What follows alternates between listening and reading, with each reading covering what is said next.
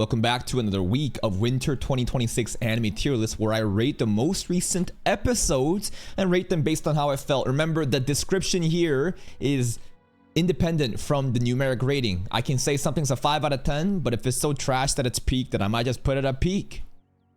Let's just start with Shiboyugi. For the people waiting for... There's no one waiting for these reactions on YouTube. There's a reason why I stopped uploading individual episodes. Doesn't mean I dropped it though. We're going to combine everything and have like a full Candlewoods arc video posted by the end. So all 12 of you waiting, don't worry. Just finished the recent episode of Moigi's backstory and the twist that Kiara, her master, is around in the game. Holy shit. It was crazy. That episode had aura. I don't really know what was going on, but I kind of understood 10% of it, enough to kind of understand the overall themes. God damn, that was an artistic episode. The direction was great. The dialogue from her master, you know, reading her fucking holy scripture as she's like killing these girls, teaching Moigi how to kill is terrifying. I feel really bad for Moigi. She's just trying to survive and do what's necessary. And now she realizes her master is on the other side. The clash is gonna be fucking crazy in these next 2 episodes. I hope that Moigi wins. Hell's Paradise, I think should be still peak. If I think about the first half of the episode, it was peak. Really hype action, following through with what was going on with Toma, you know, Chobe, Chibiemon and Dragon Man as they fight against, you know, what's her name? Oh shit, I forgot their names already. Tofa? Yeah, Jufa and Tofa, right? Tofa? Yeah, I think it's Tofa.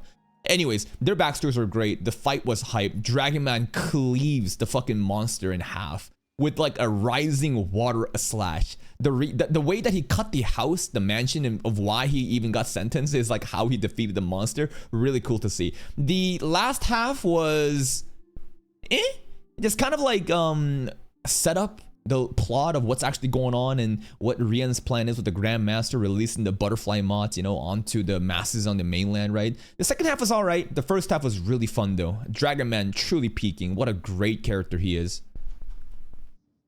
This is another anime that I haven't uploaded individual episodes because it's just doing so fucking bad that again, I'm just probably gonna wrap it up all together and release it in one batch at the end. Still not gonna drop it. I feel like I'm gonna finish it. The most recent one was... Bro wanted to understand his date more, so created a bunch of bullshit excuses to go dungeon exploring. And while doing so, what happened? He made Cecilia like use all her mana and then he carried her out, and there was kind of Riz there. Cecilia resting, you know, the skeleton knight in peace. I felt like we were the bad guys. We were like instigating. Bro was just chilling. Overall, just a decent, enjoyable episode. Just kind of forgettable. Next up, you and I are polar opposites. Most recent one, Tani and Suzuki date. Taira, Azuma, you know, Taira birthday, Azuma remembering. I'm gonna probably put it at great. It's probably good or great. I put it top of good or bottom of great. I'm just gonna put it here for now to just kind of flesh out the things. Polar opposite, it's just really chill vibes. Nothing too serious happening. It's just very enjoyable. It's cozy. It's comfortable. I just turn my brain off and watch, and it just, character interactions are very fun. Suzuki and, you know, Tani-kun, they're just developing more and more, but I care more about the side characters. Again, with Azuma and Taira, that was a good scene. Chain Soldier. Actually fucking peak. Which is so unfortunate that, like, man, like, this shit genuinely is popping off. I know it's an ecchi anime and people only care about the ecchi scenes, but this episode proved to me that, like, oh shit, they can lock in and get really serious and deliver hype fights. It's still not like the pinnacle of animation like you're gonna see in Jujutsu Kaisen. It is what it is, but still, Mira's quote-unquote death against Kusetsu? Like, that scene at the end? The way that, like, Mira and Kusetsu acknowledge Mira's powers and introduce themselves, bro, that was like Wamu Caesar. That was like Sukuna Jogo, bro. Actual aura. The introduction of the names, that was hype. Like, when I think about Battle Shonen and aura and what it means to be that, dude, Chain Soldier just encapsulated that so perfectly. And at the very end, we arrived too late. And goddamn, like, this anime, and it's just so unfortunate because I feel like an episode like that should be popping off way harder, but it delivered some cinematic aura moments, but people just care about the fucking fan service. Oshinoko to the fucking top. Oshinoko, the most consistent peak episodes back, even more consistent than Jujutsu Kaisen, because JJK, there were some setup episodes that was not as exciting, but still very entertaining. It's just that Oshinoko right now is an unstoppable, just hype fest. Every single episode is so fucking juicy with drama and shit just popping the fuck off, and it's just escalating more and more and more. And now we see what happened at the end of season 2 with that random girl being tossed, you know, down the hill. Yup, she wanted to go mountaineering, and you know what? She told Miki-chan, "Hey, I'm gonna go hiking, and I have a GPS tracker, and you can track me where I am." Dumbass bitch. This guy is on a run to murder all these stars, man, and he like sacrifices them and then like presents them to be like, "Oh, Hoshino I did it for you yet again." Dude, the father is a fucking menace. Bro is a baddie killer. What else is going on? Aqua and Ruby, they're no longer siblings. Oh, a sweet little I don't know, for the incest enjoyers, you know, like they're still blood related, but you know, Ruby's like, "I don't see you as a brother anymore." So what about my incest plotline? What else is going on? The Netflix special, right? Not Netflix, the Netflix documentary of Hoshino Ai, right? Aqua going all in, and we're gonna make a movie and all that. It's just that the person that was gonna play Hoshino Ai, who's gonna step up now? I feel like anyone that does is gonna get by Miki-chan, man. Next up, Sentenced to be a Hero. Yo, these are all fucking peak episodes. They really were.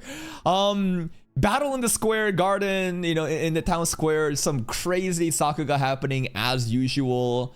The reveal of the true Spriggan was terrifying. It came out of fucking nowhere. I thought Bujum was Spriggan. No, Bujum is more human than the actual humans, man.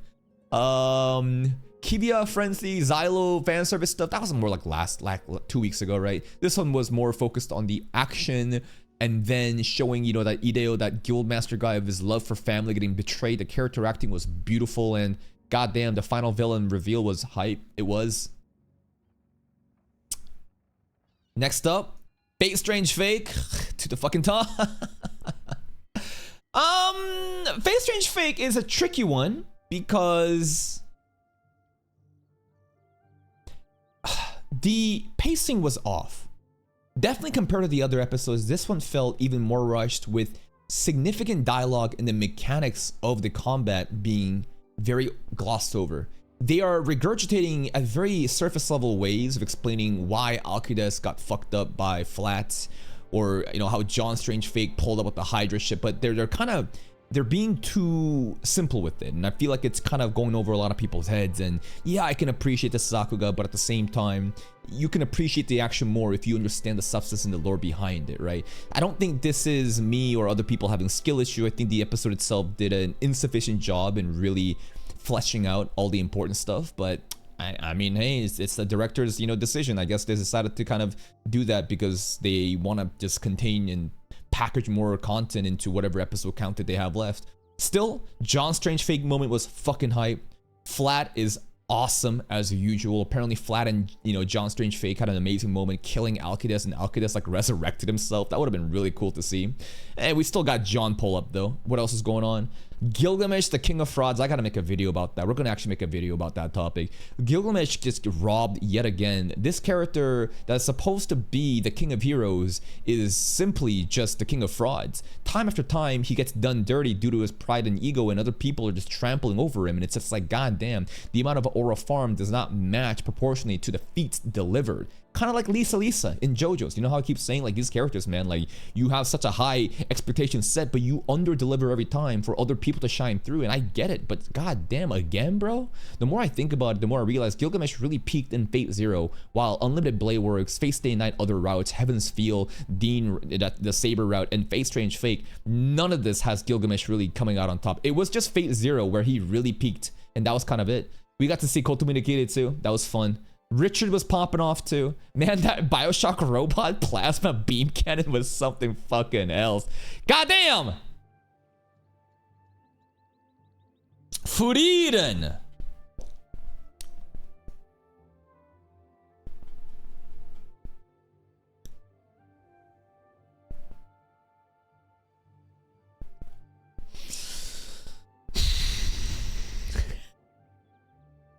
Well, since I'm also a page shill, it's gotta go to the top, right?